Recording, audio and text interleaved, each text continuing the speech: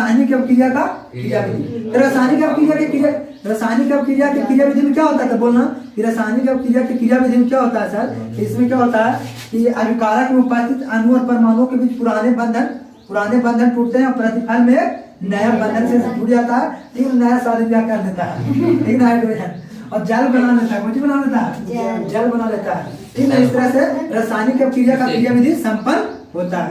समझ में आया? अब हम लोग समझेंगे रासायनिक अभिक्रिया की विशेषता। कैसे जानेंगे सर कि रासायनिक अभिक्रिया हुआ? क्वेश्चन उठ सकता है कि नहीं दिमाग में कि सर कैसे हम जानेंगे कि रासायनिक अभिक्रिया हो रहा है? तो रासायनिक अभिक्रिया के कुछ लक्षण है, जैसे तुम लोग के लक्षण होता है, लक्षण से पहचान होता है, सबके अलग अलग लक्षण है।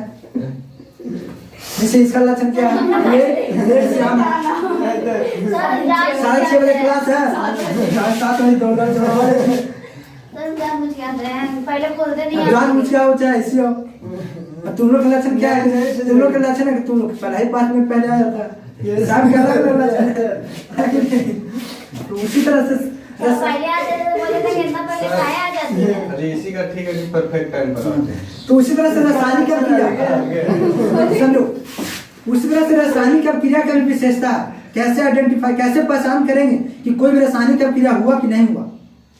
अब कैसे पता चलेगा कि लेट आई कि सुबह आई, टाइम देखना पड़ेगा। यस सर, टाइम देखेंगे तभी पता चलेगा। Yes sir. उसी तरह से इसमें भी कुछ विशेषता, उसके अनुसार हम लोग बता सकते हैं कि रासायनिक अभिक्रिया संपन्न हुआ। पहला विशेषता है कि रासायनिक अभिक्रिया के दौरान क्या होता है, अवस्था में परिवर्तन आता है। जैसे देखो, हाइड्रोजन एक गैसीय अवस्था में था, ऑक्सीजन में गैसीय अवस्था में था, ये दोनों अवस्था अलग था, लेकिन इसका फलस्वरूप जो नया पदार्थ हो ना द्रव अवस्था में आ गया।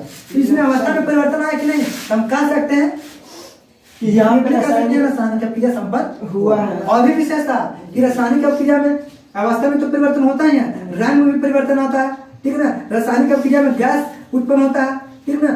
तो रासायनिक अभिक्रिया में अवक्षेपों का निर्माण होता है, यानी भिन्न भिन्न आधार पर हम लोग कह सकते हैं। इसका मुख्य लक्षण क्या है सर?